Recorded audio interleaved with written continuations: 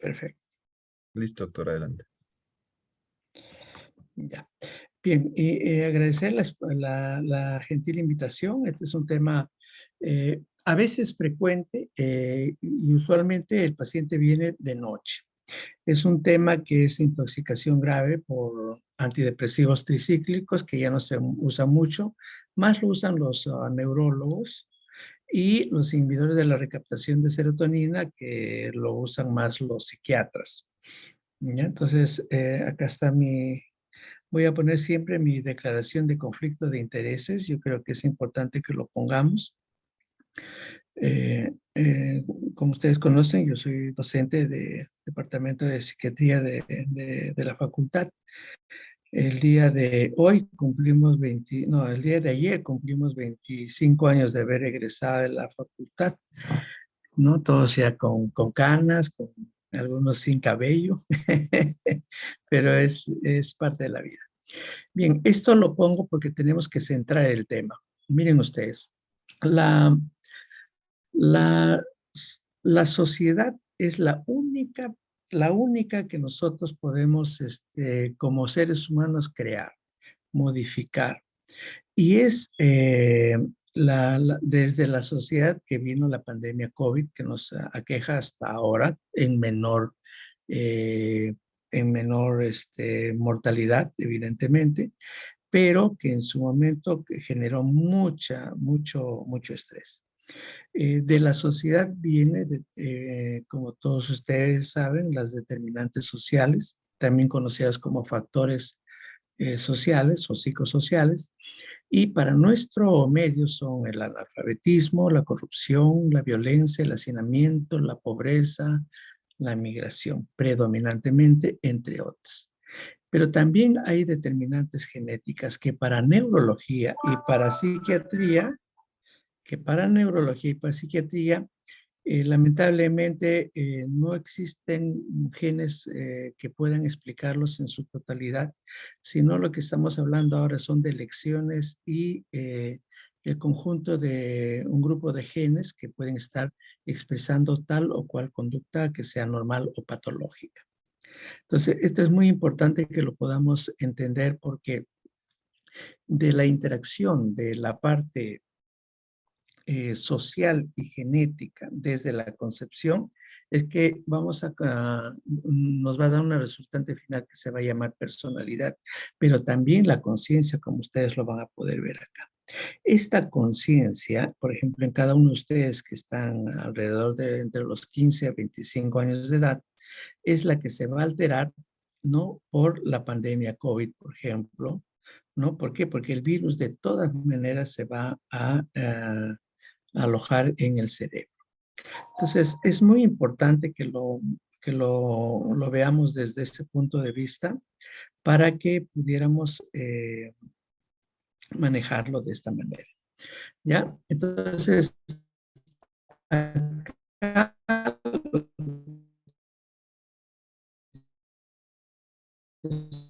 estamos viendo es una pregunta que yo siempre le hago. Siempre empiezan a tener problemas para responder.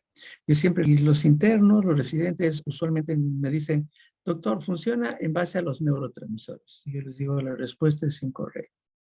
¿Por qué? Porque el cerebro es un procesador de la información social y genética.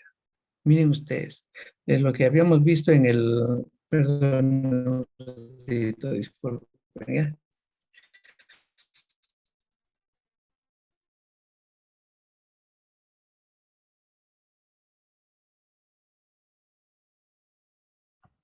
En el primer piso de espera.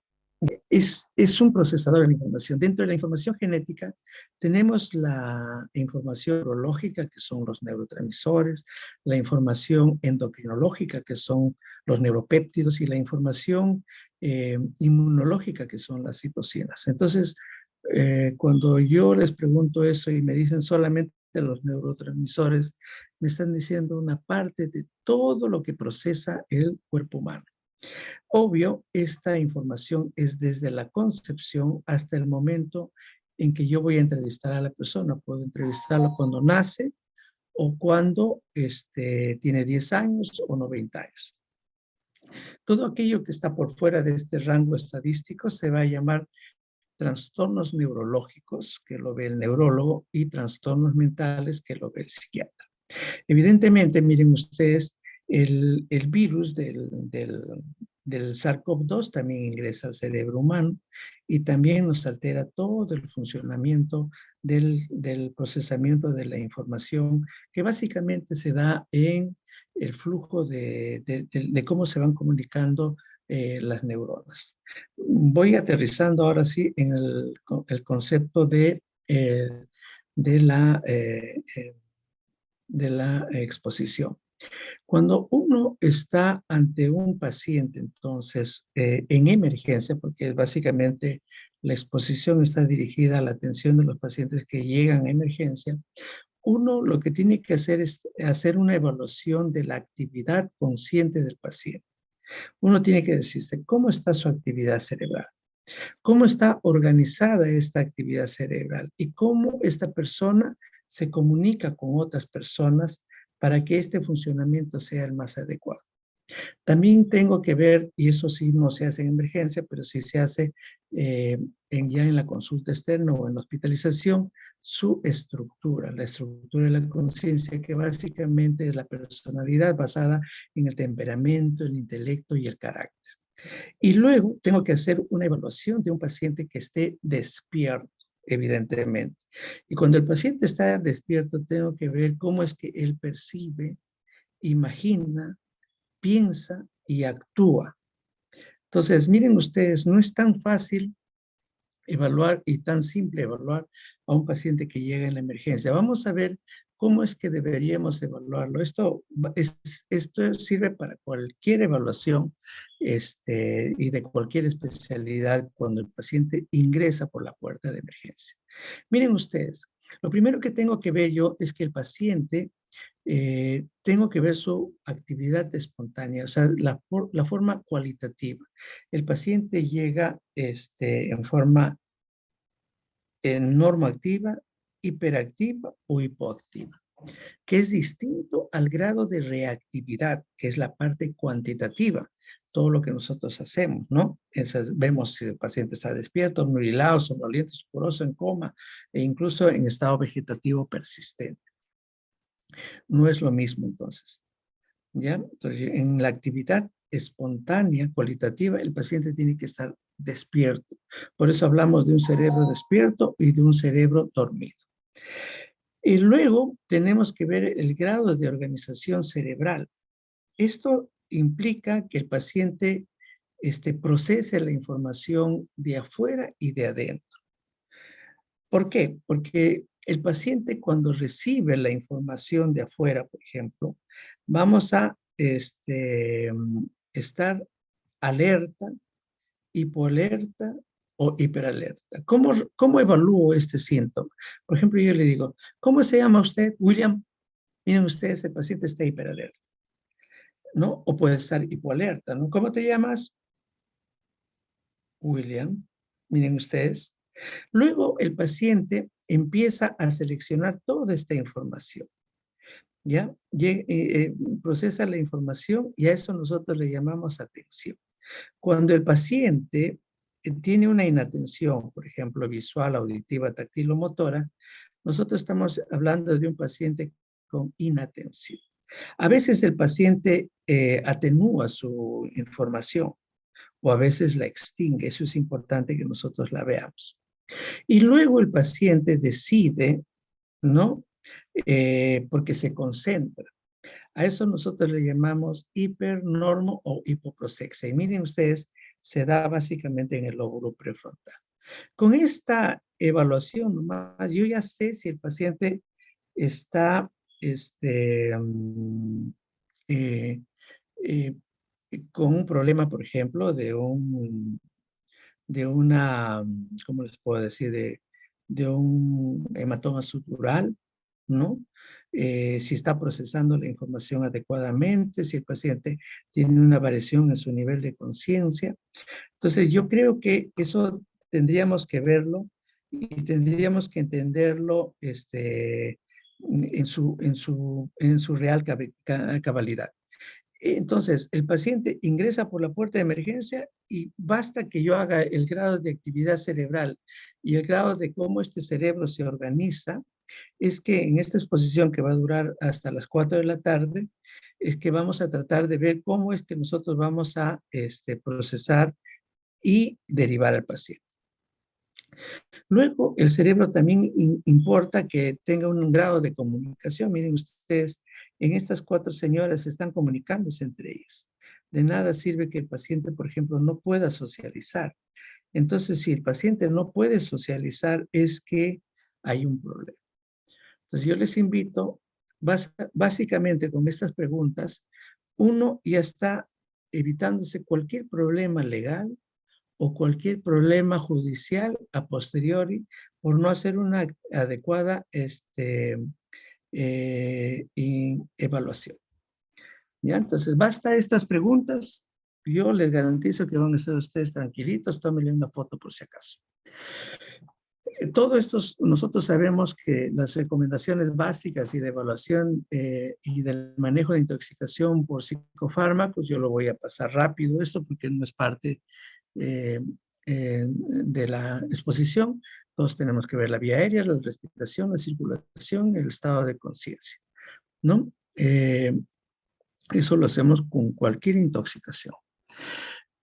Ahora vamos a pasar ya a los antidepresivos tricíclicos. Ustedes por su curso de psiquiatría han visto que el antidepresivo, que los primeros antidepresivos se llamaron tricíclicos, luego hubieron tetracíclicos. ¿Por qué? Porque hay 3 ciclos. Miren ustedes, aquí hay 3, ¿no? Por ejemplo, en caso de la amitriptilina, que lo usan muchísimo los neurólogos, ¿ya? Antes había la imipramina, que era un muy buen medicamento. Existe todavía la clomipramina, que lo usamos para el trastorno obsesivo compulsivo. El problema es que el paciente a veces intenta suicidarse tomando este tipo de medicamentos que per se tienen muchos eventos adversos y tienen una alta mortalidad, como lo vamos a ver a continuación. Entonces, el antidepresivo tricíclico, vamos a recordar solamente cómo es su mecanismo de acción. Actúa, van a ver ustedes la parte verdecita, es 5-HT, que es serotonina. Actúa, miren ustedes la parte del rectángulo azulito, es que actúa inhibiendo la recaptación de serotonina en la neurona presináptica, haciendo que la serotonina se incremente en su nivel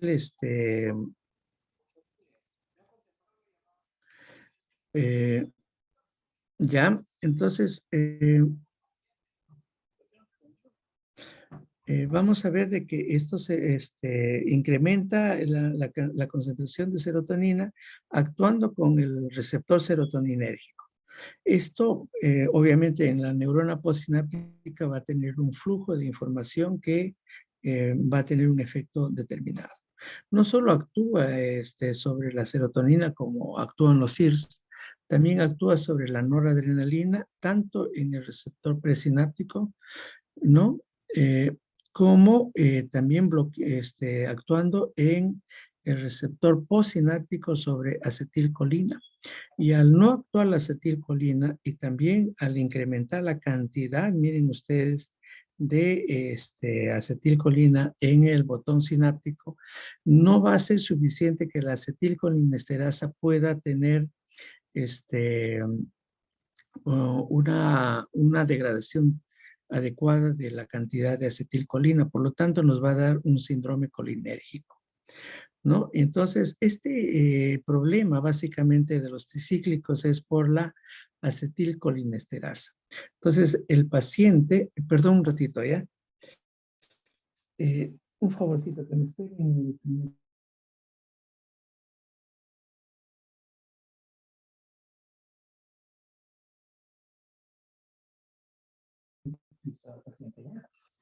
Que el paciente, imaginemos que es de amitriptilina.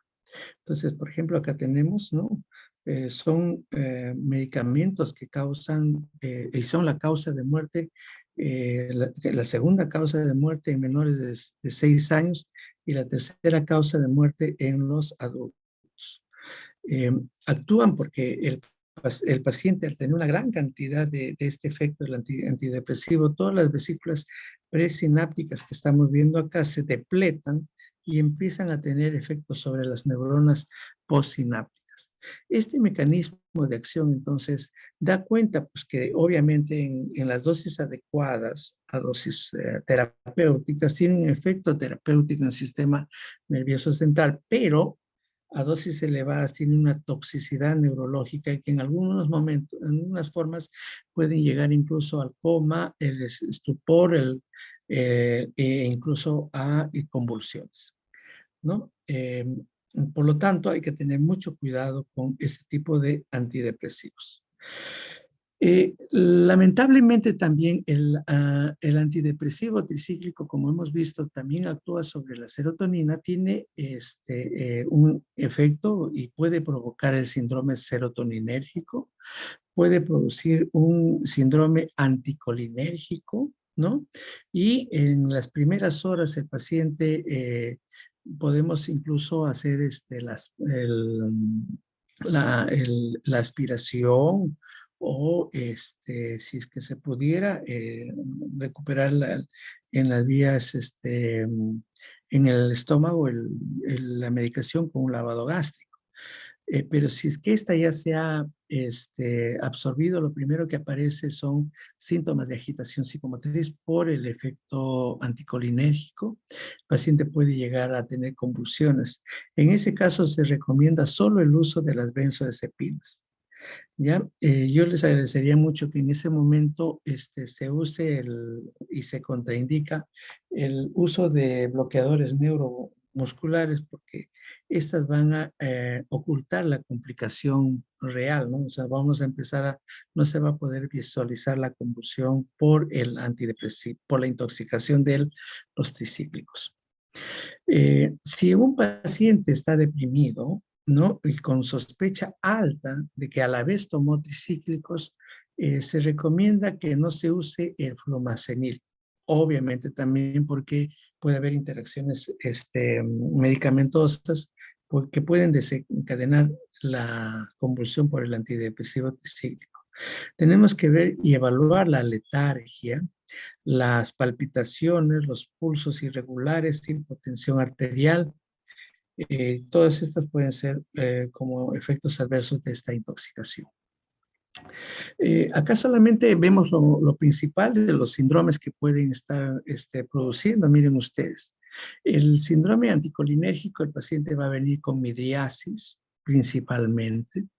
En un efecto colinérgico puede tener miosis. En un efecto simpático mimético, el paciente puede tener hipertensión arterial. O en el efecto del síndrome serotoninérgico, que es básicamente una mediación de tipo 4 por inmunoreacción, puede producir midriasis. Ojo, hay que diferenciarlo del síndrome anticolinérgico, que también podría confundirse con esto. Imaginémonos que el paciente también a la vez toma campeón, y entonces se complica un poco más porque ahí tienes unas intoxicaciones por carbamato que ustedes lo van a ver probablemente en otra exposición. El paciente en síndrome de serotoninérgico evidentemente tiene una hipertonía, tiene una fiebre que puede pasar entre 38 a 40 grados centígrados. Si pasa a 41, es de mal pronóstico porque las proteínas empiezan a quelarse, empiezan a destruirse y el pronóstico por ende entonces es más reservado. Continuamos, entonces las recomendaciones es, si yo estoy en una emergencia de un hospital y el paciente es menor de 6 años, el paciente lo tengo que derivar. Si el paciente tiene más de 8 años, porque después de los 8 años recién aparece el concepto de la muerte y él lo ha hecho con fines de conducta suicida, hay que derivarlo. Ya, si estoy haciendo el serum, derívenlo. Si tengo uso o una sospecha de que él a la vez está consumiendo otro tipo de psicofármacos como cocaína, marihuana, etcétera, también hay que hacerle un dosaje de estas sustancias. Acá en la Facultad de Farmacia y Bioquímica hacen este procesamiento, se saca la muestra y se lleva y te dan y te hacen una evaluación completa. Es realmente de todas las emergencias, nosotros siempre lo llevamos a Psicotox, se llama la puerta que está hacia la calle del lado de la Facultad de Farmacia y Bioquímica. ¿Ya? Si el paciente empieza a tener síntomas neurológicos o alteraciones cardiovasculares, por ejemplo, como la prolongación del segmento QT, inmediatamente ustedes lo derivan. ¿Ya? En estos casos, obviamente, si estoy en un hospital 3.1, ahí sí tengo toda la capacidad resolutiva. Pero si estoy en una posta, ustedes derivan, informen, escriban en la historia clínica porque la mortalidad es muy alta. Derivar a pacientes asintomáticos con alteraciones de la conducción o arritmias, por ejemplo, como les digo, la prolongación del QT. Entonces, no es que el paciente está despierto, está mejor, no. Hay que hacerle su electrocardiograma. Derivar si las dosis son potencialmente tóxicas, dice, incluso en pacientes que estén asintomáticos, porque de repente no lo absorbió, ¿ya? Sobre todo si el paciente tomó amitriptilina o clomipramida, que son los dos que tenemos en el Perú. Entonces, ojito, ojito, no nos confiemos. Podemos usar el uso de carbón activado, ¿no? Eh, sin que esto retrase el traslado a una emergencia con capacidad resolutiva.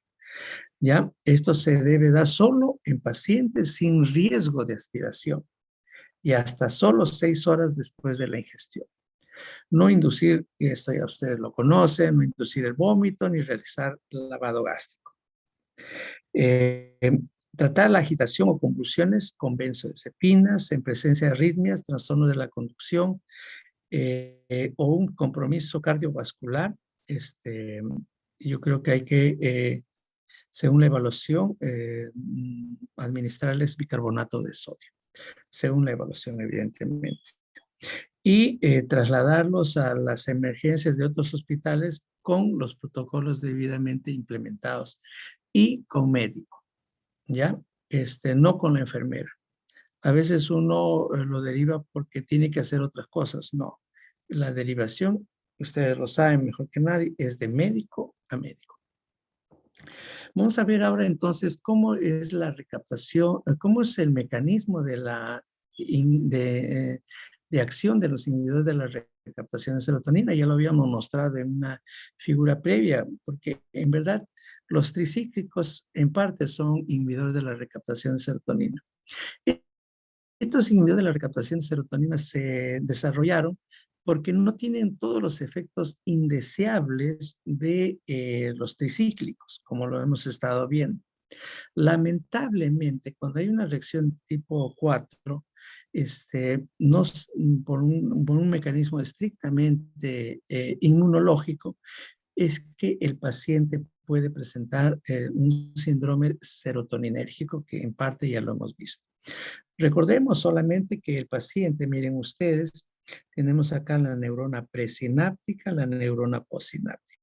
Entonces, el precursor es el triptófano y vienen acá las vesículas de serotonina, se secretan dichas vesículas, ¿no? Actúan en los receptores postsinápticos.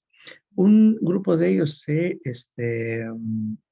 empiezan a recaptar para que sigan el proceso, pero en el momento en que uno empieza, por ejemplo, a tomar 50 tabletas de sertralina, por ejemplo, que es un inhibidor de la recaptación de serotonina, entonces el flujo de información serotoninérgica va a ser tan grande que en algunos casos puede generarnos síndrome serotoninérgico. Muy bien, nuevamente como en todo caso, para este tipo de manejos, ¿cuándo derivar? Si es que el paciente es menor de 6 años. Cuando el paciente refiere que tiene una intencionalidad suicida. Doctor, en el momento que me tomé la pastilla, en ese momento me quise morir. Después ya no. O cuando hay sospecha de uso de otros psicotrópicos, ¿no? Por ejemplo, a la vez se tomó, por ejemplo, cocaína, se asegura con 50 tabletas de sertralina, encima toma su carbamato. Entonces, hay que estar viendo todo ese tipo de circunstancias para que tengamos una buena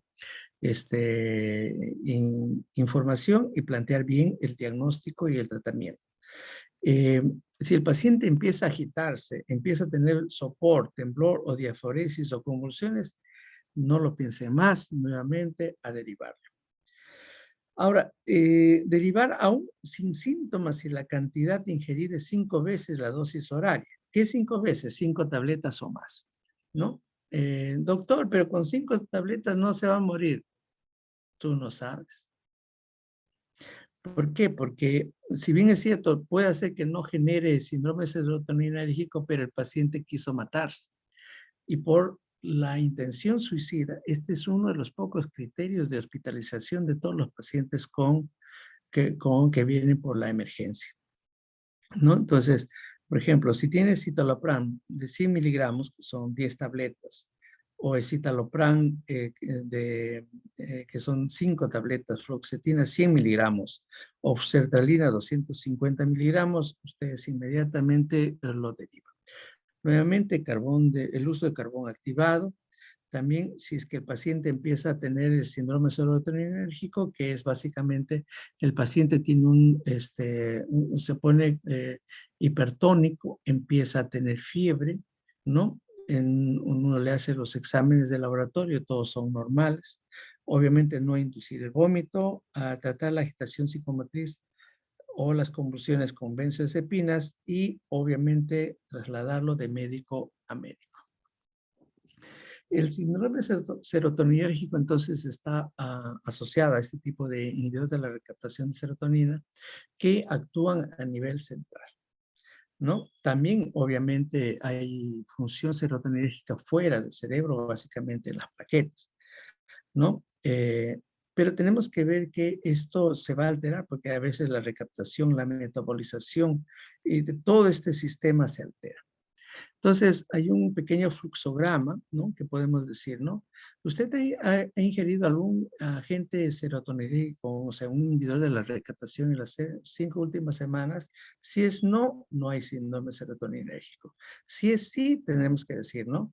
Hay uno o más de los siguientes. 1, temblor, hiperreflexia, clonus, que sea espontánea, evidentemente, rigidez muscular, que tenga más de 38 grados centígrados, clonus ocular, agitación o diaforesis. Basta que haya uno más, la respuesta es que estamos ante un síndrome serotoninérgico. Si evidentemente no hay ninguno, no estamos ante este síndrome. El tratamiento básicamente es de sostén. ¿Ya? Ante este síndrome solamente es regular el medio interno, regular las complicaciones, si es que hay una infección adicional hay que dar antibióticos, etc. Pero básicamente el tratamiento es de sostén, porque la respuesta es inmunológica. Podemos de repente dividirlos en algunas áreas, ¿no? En el estatus mental, el paciente puede venir en grados, ¿no? Mayores. Para nosotros tiene que ser la confusión y el coma. Desde el punto de vista neurovegetativo, el paciente tiene hipertemia, diaforesis, el paciente si está sudando y suda, hay que tener mucho cuidado. El paciente puede tener nuevamente mioclonus, hipertonía, hiperreflexia o temblor. Basta que haya uno de esos y estamos ante el síndrome serotoninérgico y también que tengamos la evidencia que él ha estado tomando o ha tomado ese medicamento. Muy bien, hemos hecho una revisión muy somera y con esto vamos terminando. para que podamos ver en qué tipo de posibilidades tengamos ante este tipo de paciente que tiene evidentemente una mortalidad que en algunos grados, en algunos casos incluso llega a ser hasta el del 90% por síndrome serotoninérgico y por tricíclicos llega a ser hasta el 70%. No sé si tendrán alguna pregunta. Esto es una exposición que he tratado de hacerlo lo más sintético posible. Y de todas maneras les agradezco su atención. Muy bien.